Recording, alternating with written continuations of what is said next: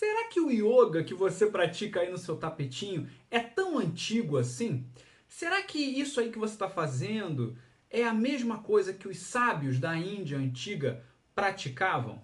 Eu sou o professor Caio Buzani, seja bem-vindo ao meu canal e hoje nós vamos discutir sobre como que a prática da yoga que nós temos hoje, na verdade, tem alguma coisa aí um pouco mais do que 100 anos. Isso mesmo que você ouviu. O yoga que a maioria das pessoas pratica hoje nessas academias e tudo mais, não tem mais do que 100 anos de existência.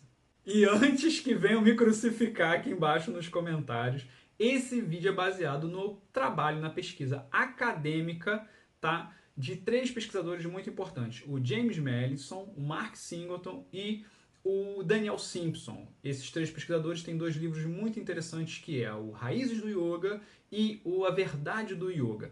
Os dois livros saíram em português pela editora Swarupa. Eu não estou ganhando nada para isso, só estou divulgando porque o livro é bom mesmo e vale a pena. Então, para entendermos a história do yoga, vamos separar em três períodos. Um período tradicional, um período da Idade Média e o yoga moderno, que é mais perto daquilo que nós praticamos hoje em dia. O yoga tradicional, clássico, dos textos mais antigos, ali por volta de 1000 a.C.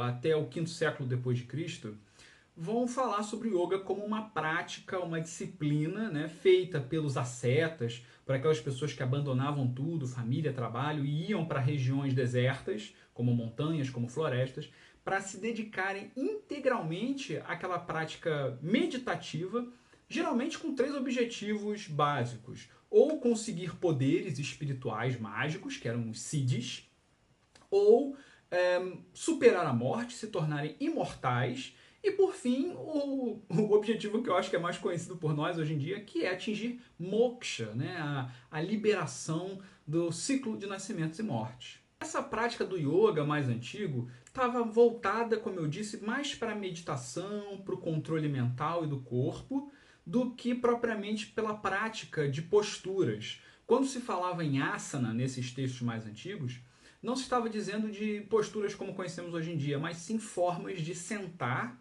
para meditar. Então você tinha ali um conjunto bem pequeno de 5 a 10 posturas de meditação que esses yogis usavam para concentrar a sua atenção, se dedicar ali ao controle mental e atingir os seus objetivos. Também vai ter uma série de raríssimas posturas em pé, como a postura da árvore, que todo mundo conhece, né? Fazendo um 4 com a perna, ficando numa perna só, que serviam como tapas, como disciplina, como austeridade, também voltado para essa questão, esse objetivo do controle mental e controle do corpo. Esse yoga mais antigo vai ser encontrado em textos clássicos como os Vedas, os Upanishads, a Bhagavad Gita e até o Yoga Sutra de Patanjali, que é tão conhecido. E nesses textos, o yoga vai ser tratado nesses moldes, né, como uma prática feita por ascetas, pessoas que abandonam tudo e vão para lugares distantes praticar, né, lugares fora da sociedade para praticar, e que tem esse objetivo de controle corporal e mental para atingir esses objetivos que eu falei já, né, a questão dos siddhis, dos poderes mágicos, da imortalidade ou, por último, moksha. Agora, quando a gente vai para o período medieval, a partir ali do século IX depois de Cristo, a gente começa a ver o yoga sair dessas áreas do ascetismo e partir mais para a população em geral, para as pessoas comuns. Então, por causa da influência principalmente dos movimentos do pensamento do Tantra, né, que vai influenciar o yoga, o budismo, os Vedas, enfim, todas as tradições religiosas e filosóficas ali da Índia, essas práticas espirituais vão ser vistas agora como alcançáveis ou praticáveis por qualquer pessoa, e não somente esses ascetas que abandonam tudo. Ou seja, essas práticas do yoga vão sair desses lugares ermos e vão vir para as casas, para as pessoas comuns, e elas vão começar a ter acesso a esse tipo de prática espiritual. E se você está achando esse vídeo interessante, por favor, não se esqueça de deixar o joinha aqui embaixo para me ajudar no canal, se inscrever e comenta aqui qual é a origem do yoga que você já ouviu. Comenta aqui que eu quero ouvir, porque cada um ouve uma história diferente. E justamente por isso, o objetivo do yoga também começa a mudar. A gente começa a ver um objetivo mais espiritual, como moksha, a liberação, e também objetivos mais físicos e de saúde, porque ali eram questões das pessoas comuns, né? Dores no corpo, a pessoa querer ter mais longevidade, ou uma vida com melhor qualidade de vida, ou uma prática de yoga que vai melhorar algum problema de saúde. Então, conforme o yoga muda dos ascetas para as pessoas comuns que viviam ali nas pequenas cidades e vilas, os seus objetivos também mudam. As coisas vão se alterando. Mas até ali, durante a Idade Média, também não existia um foco, uma preocupação com as posturas físicas. As posturas físicas ainda eram pouquíssimas.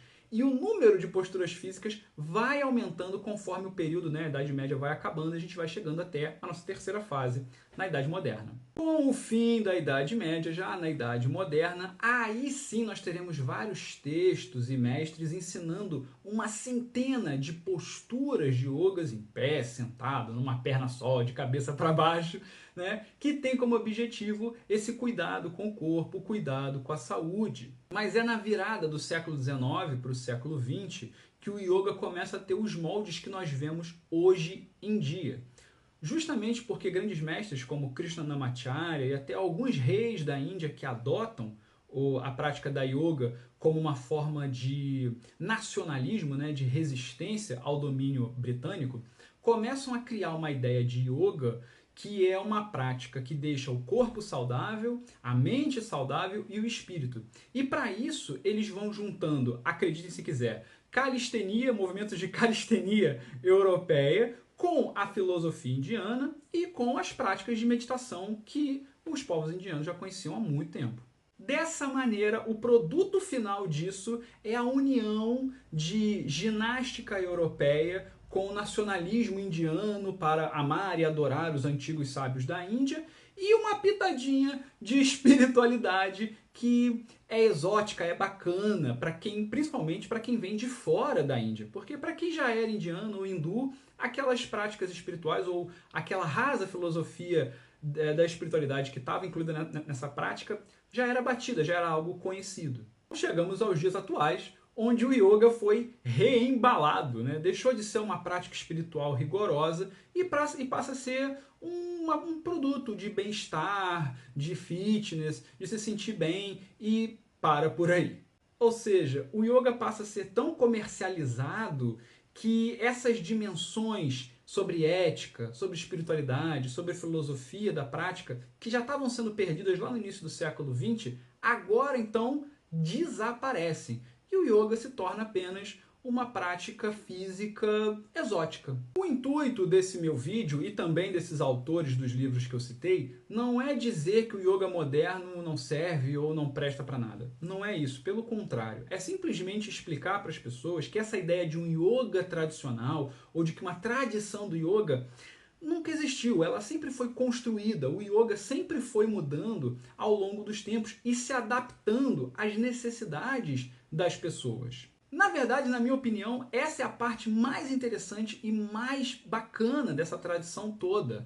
Ela consegue se moldar e sobreviver ao longo de tantos séculos, de tantos milênios. Tudo isso que eu trouxe até aqui e o que está nos livros, se você quiser depois ler, não invalida a sua prática ou a prática de ninguém nos dias de hoje. Pelo contrário, ela simplesmente traz uma reflexão para cada um para a gente entender o que de repente estamos perdendo com as práticas que temos hoje em dia e o que de repente ficamos defendendo algo antigo e do passado que talvez exista, mas que na verdade nunca existiu. A conclusão que eu chego aqui é que nós devemos evitar tradicionalismos cegos e também modernidades vazias e rasas. Reconhecer essa história do yoga é valorizar o que ela tem de melhor. Essa capacidade de absorver várias culturas e ideias e se moldar ao longo do tempo para se manter relevante e viva. Ao mesmo tempo em que nós trazemos a responsabilidade para nós mesmos de termos uma prática cada vez mais consciente, cada vez mais profunda e não só manter no nível superficial da coisa. E se você quer saber mais detalhadamente sobre a história do yoga, eu tenho um curso gratuito aqui no YouTube que eu vou tentar deixar em algum lugar aqui na tela ou nos comentários fixados aqui embaixo para você clicar. Está nas playlists do canal. E se você quer saber mais sobre a parte filosófica, ética do yoga, do hinduísmo, do Vedanta, é isso que eu faço basicamente aqui nesse canal. Então deixa o joinha, se inscreve, me acompanha, porque por hoje eu vou ficando por aqui. Espero que você tenha gostado. Hare Krishna e Namastê.